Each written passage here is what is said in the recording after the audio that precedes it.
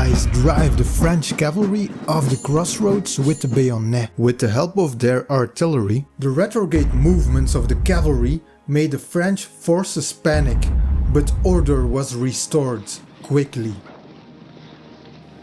Some cuirassiers charged Brunswick cavalry after reforming, but most cavalry fell back to hastily reorganize. The British Life Guards charged under friendly artillery support, eliminating lots of cuirassiers. Allied artillery fires relentlessly at the French. The French lancers halted the British horsemen advance, while the cuirassiers reformed and charged with renewed vigor elsewhere.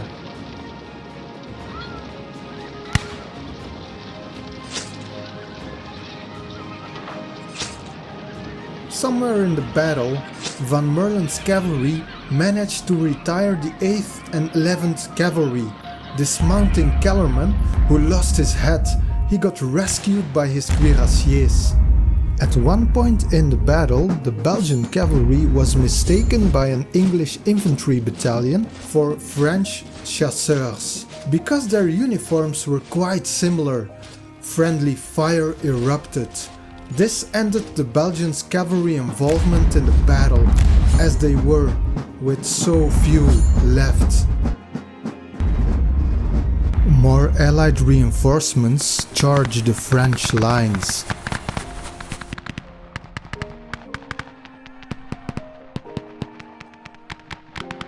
Cuirassiers charged Dutch and Belgian cavalry in the center. The British Life Guards charged under friendly artillery support. As lines crashed into each other, it devolved into melee combat. While the cuirassiers reformed and charged with renewed vigor elsewhere. The whole Allied line advanced and threw the French in disarray. To make matters worse, the French right wing was collapsing.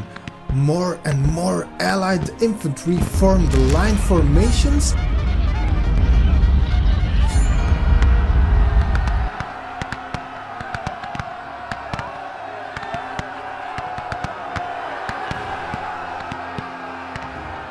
and eagerly awaited the order to fire. French cavalry tried fiercely to plug the gaps in their lines.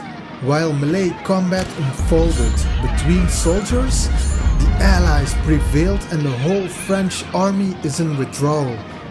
Defensive volleys erupted to cover backward movement. French cavalry charged to cover their infantry. A bulk of British guards formed.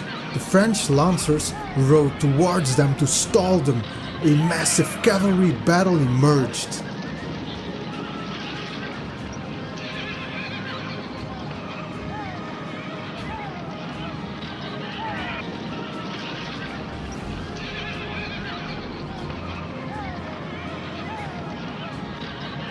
French artillery fired relentlessly to give covering fire for their retreating comrades.